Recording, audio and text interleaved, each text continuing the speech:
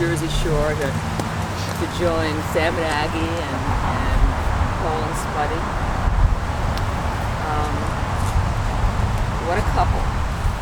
Eddie and Phyllis.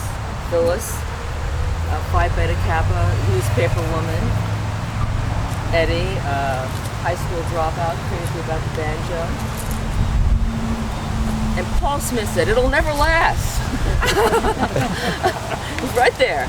And Paul Smith also introduced them in 1937 in New York City. It was Easter Sunday, and it was a jam session. And Phyllis was in New York visiting just for the weekend. And Paul said, "I'm going to educate you on jazz. I'm going to take you to the Hickory House jam session." And that's where she met Eddie. And then this is something that actually Phyllis wrote about that day that I'm going to read, okay, in her words. Eddie was 36 when I met him at the Hickory House jam session. It was clear that serious romance didn't fit in with Eddie's budget, his offbeat attitude, or his freelance bachelor ways. There seemed to be absolutely no way to motivate a date with Eddie. But shortly after we met, I discovered that Eddie didn't have any Wi-Fi. And the girls at the switchboard in his Fleabag Hotel were too busy to play nursemaid to sleepy musicians, jazz musicians. So Eddie often slept right through afternoon dates at Commodore Music Shop, some showgirls flat, or the back room of Tim Costello's cinema. He did, that is, until he met me. I guess I looked like the reliable, sensible, ground river type of broad. So Eddie asked me one night if I didn't mind calling him promptly on the phone at 3 the next day. And that's how I did it. A single telephone call became a daily one. Then a perfect lead into a 5 o'clock date. In no time at all, he took me backstage at the Paramount to meet cocktails and Sardi's at Burgess Meredith, Henry Fonda, and Bing Crosby. And finally down to a little church on Washington Square, picked out of the Yellow Pages, to be married on Eddie's 37th birthday.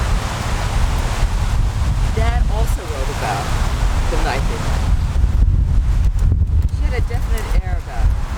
She was wearing a shirtwaist, a bow tie, brown river shoes. My first words were, "Why are you wearing those men's clothes?" He had never met a woman like Phyllis. The first time he invited her back to his room after the last set at Nick's, it was Sunday morning, and she insisted on stopping at the all-night newsstand to get a Sunday New York Times. Phyllis always had to have something to read in one hand and a pen in the other. And I remember even in her 80s, sitting in Washington Square, in our apartment on Washington Square, in the old wing chair, and she would, with pen in hand, she would be making grammatical corrections to the New Yorker. And she got them right, too. When I was around 10, Mom announced to Eliza and I that we were moving to New Jersey full time. She said that the atom bomb had a 50-mile fallout radius, and that Star of the Sea Academy in Long Branch, New Jersey, was just outside of it. So off we went to the convent. We had a lot of fun there, but the weekends were the best. That's when we were a family. We gathered together at the big old house on the ocean in Monmouth Beach. And eventually Liza and I moved there full time. And those weekend parties got bigger and better. I remember the Jersey bus stopped right in front of our driveway. We were on Ocean Avenue. And Phyllis used to leave her job as an advertising copywriter, jump on the Jersey bus, come down on Friday night. But Eddie, who had to wait till the club closed on Sunday, 3 a.m., and the Jersey buses weren't running, would jump in a limo with a couple of friends and stray customers and head down to the shore.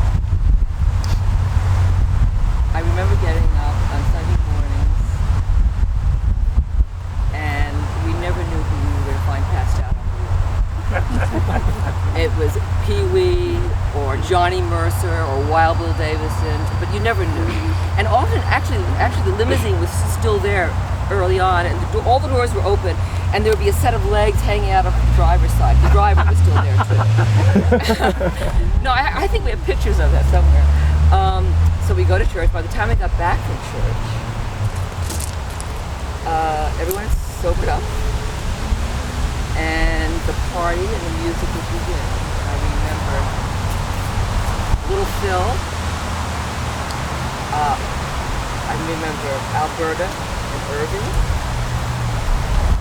I remember Paul on the guitar, Bob Mitchell on the clarinet, or bagpipe. I think he played bagpipe. And then Sid on the suitcase, and usually Wild Bill on the cornet. Sid on the suitcase. Well, yeah, he didn't have his drum set with him. Sid could play anything, actually. Our house was also where all the cousins met. A few of them are here. You know who you are. That's when we really got together with that fun. We decorated Easter eggs with Aggie and played croquet and blind man's bluff. And, I remember putting fireflies in a jar. In our t-shirts. You said it. I remember that, yes. Crawling around. And do you remember walking the plank with Liza on the old ocean piers and getting in lots of trouble? Yeah, walking the plank. Critters, they were a big part of our life and the family. Liza had a collection of stray cats and dogs. Dad's favorite was Punchy the Beagle. He used to call him Rubber Leg Steinberg when he was in public. Oh yes, and then there was Wheezy the cat who showed up in a hurricane. And Schwartzy, your Schwartz, the black lab. Remember Schwartz the black lab? And then, I don't know if you remember this, but Johnny Mercer used to make us laugh like crazy by making up crazy lyrics to songs. Because yes, do you remember that in the backyard? And he also ran by us all the songs because of his brother. Probably, yeah. Really? Well, he loved to sing and entertain, and he was a damn good singer. Yeah. Talk about time. And occasionally we made it across the street to the ocean. I still see Phyllis floating close to the shore in a big Andy Zimes inner tube from the gas station. Remember Andy Zimes, the gas station owner? Well, it was a truck tube, it was a big tube, and she was just float. While Eddie dove in, a great swimmer, swam straight out towards the horizon until he disappeared. So guys, we're heading to the ocean after this, but let's reunite these guys first. Hank, is there anything, you wrote a book with that, is there any memory that you might have that you want to share with us? Well, yeah, there were a lot. I was kind of lucky in that when I came to New York City in 1967, I didn't know anybody at all. And the only place I really knew was my house and the CIA office up on 42nd Street. But it turned out that a friend, a lady named Miriam Partland, a wonderful piano player, who lived up in Siberia on 86th Street, said, "You've got to get reunited with Eddie Condon." I said, "Yeah."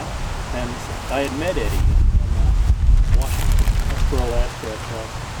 And he said, she just lives around, excuse me, just lives around the corner from you.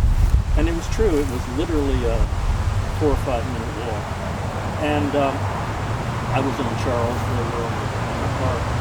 And for a lot of years, this was sort of a home away from home. I was very, very close by. Anyway, one thing led to another, and I guess it would have been about 1969 or something like that, 70. Phyllis had saved everything. She had saved yesterday's dinner in the freezer. Doesn't matter. Last year's dinner in the freezer. And every photograph and clipping, and I mean, that's why some of that stuff is in there. And because of a lot of circumstances, we started working on a book together that was eventually published in 1973. It was called The Eddie Condon Scrapbook of Jazz. It was the first book I ever did, and it led on to a lot of other things. I mean, if it hadn't been for Eddie, it was through him that I met Bernie Sabbath, who I worked with for 19 years. It was, he was the subject of the first concert I produced that was all done on my own, kind of thing, which was in 1972, I guess. At which Maggie was, and the moral was she didn't do then exactly what she's not doing now. She was hired to be the photographer that day. Left her glasses somewhere, and all the pictures are out of focus. So I bought her a bad meal after the concert instead of a good one, although I didn't know they were out of focus. In any event, it was just having a lot of good times working on that book, or more importantly, trying to get Ed to go out and play again.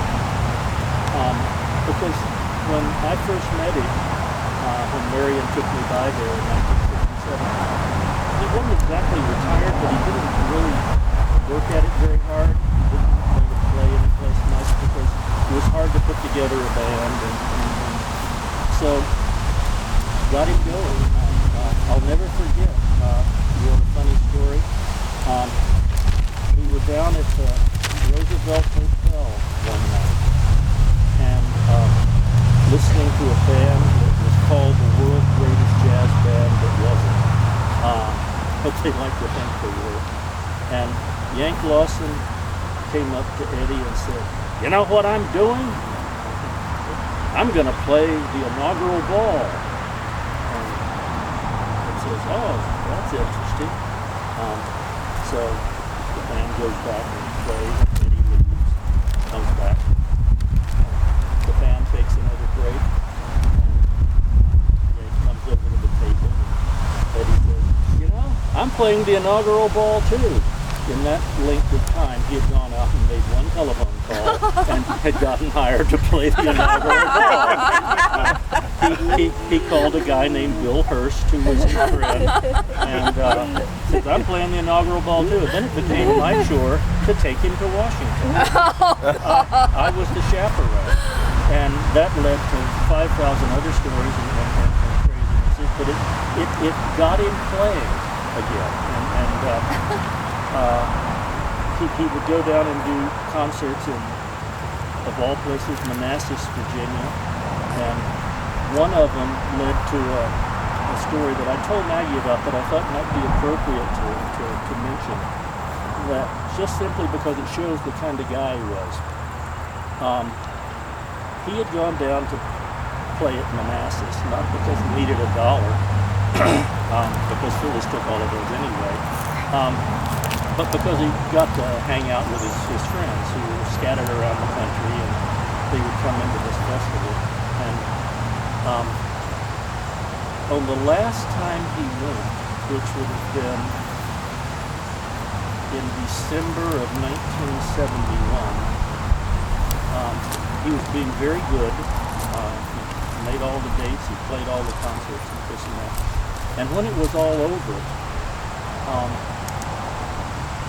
everybody had gathered in the sort of reception room at the motel where everyone was staying. And Eddie, perfectly sober, no trouble or anything like that, sat down on a bar stool, and the leg broke, and it collapsed the stool. He fell backwards and crashed into one of those big old TV console-like things that they had. Broke 2 or 3 ribs. Had to stay in Washington for a week or so before they would even transport him back to New York. With busted ribs down near his spine and everything, and a lot of pain. And that would have been that, except he had a New Year's Eve gig. He didn't particularly want to go, but he was a big payday.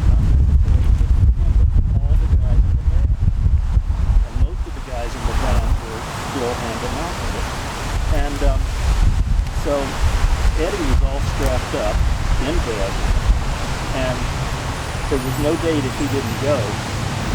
So the guy who had hired him sent a plane to New York, and Eddie was taken to the plane in an ambulance.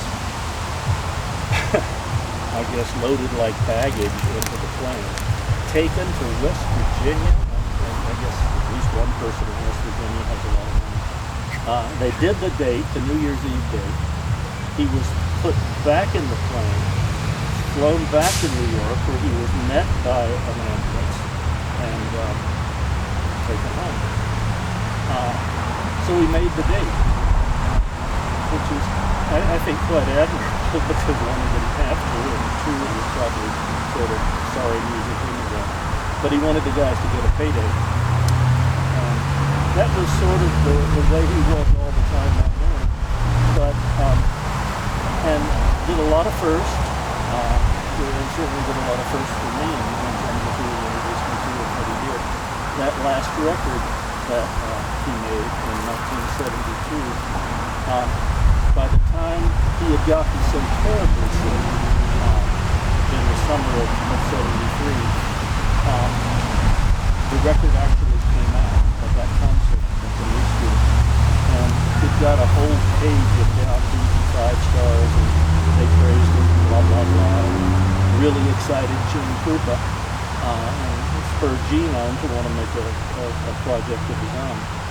And the interesting thing about that record was that my budget for the entire concert was all 4 of the sidemen, who were Gene Krupa, Rick Wellsted, Kenny DeVert, and Melville Davison, did it for $75 a piece.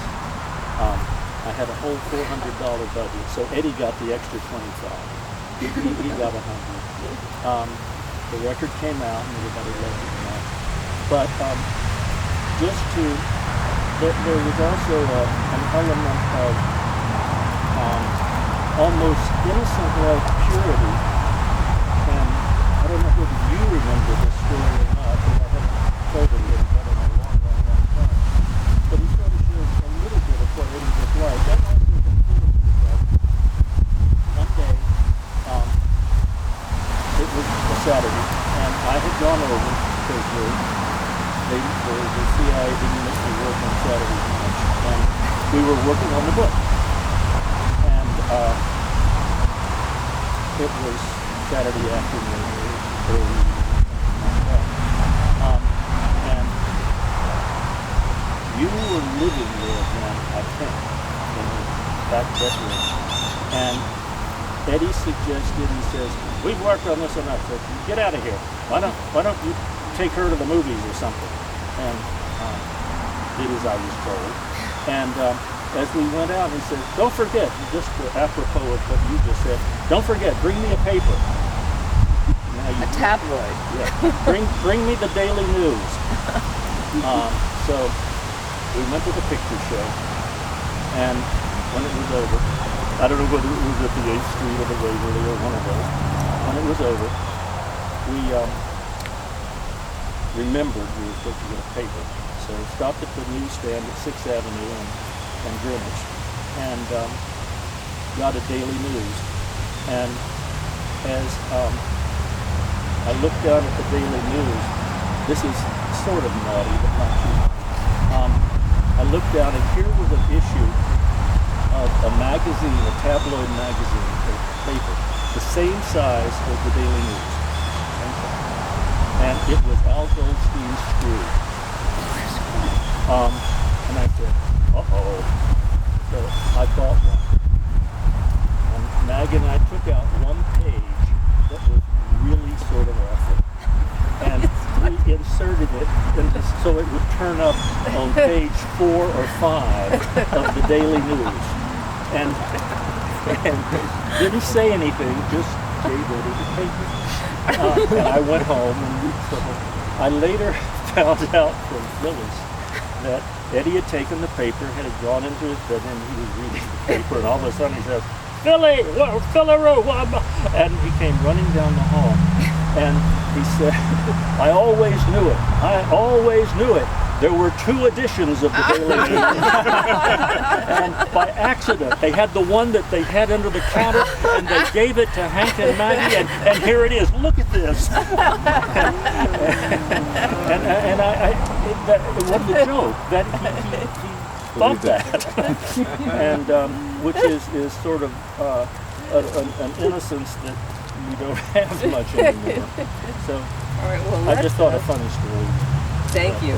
I forgot about that. So Mike, let's put these guys. Well, sure. If anybody wants to take a picture, do. There's no. It's already on Facebook. Dan Levinson's already posted it.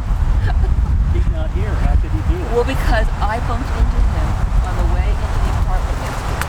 I was originally going to ask him to play, but then he had a date. So he was out front of the apartment with the 3